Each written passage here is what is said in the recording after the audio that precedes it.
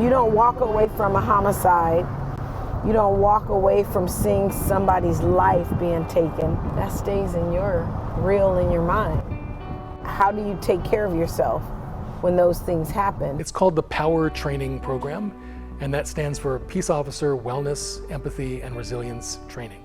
To have a program that said, okay, we're going to take pause and we're going to focus on your health, your stress levels, your family, and how to deal with these things, I thought it was perfect timing. I wasn't getting any sleep because my mind is like constantly just racing, like thinking of like 1,000 things. I don't do that anymore. To be present, not to be rushing, to take things one day at a time, listen to your body, which I wasn't doing before, and I feel relaxed.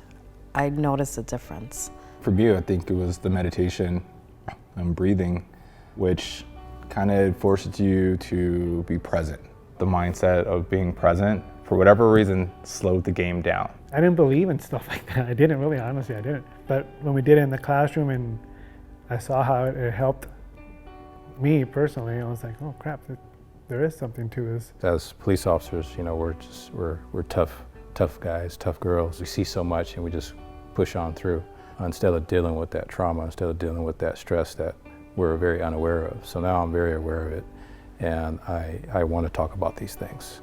I would bet if you all go into the doctor, your blood pressures are lower than they were a year ago. Oh man, that's insane. Oh yeah. Okay, Yeah. so I just had a physical, right? I just had a physical. First thing you do, they take your blood pressure. It has never been this low, ever. I needed it. I needed that circle. I was going through it tough, man.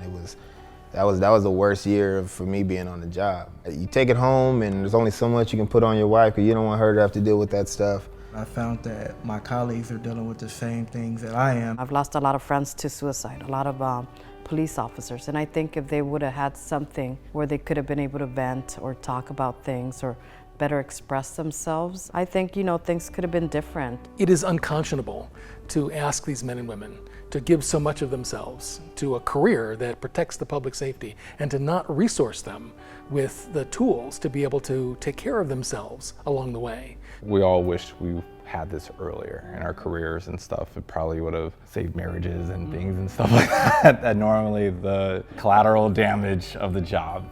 I'm using everything that you guys are doing seriously, like with my work, with my home, I mean, you name it. I'm a 100% supporter of this, and I think that we would be a better department if everybody took us. I think most training with LAPD is geared to making the individual a better officer. This training was geared more to making the individual healthier and a better person. But then you flip that and say, well, if you get a better person and a healthier person, you get a better officer.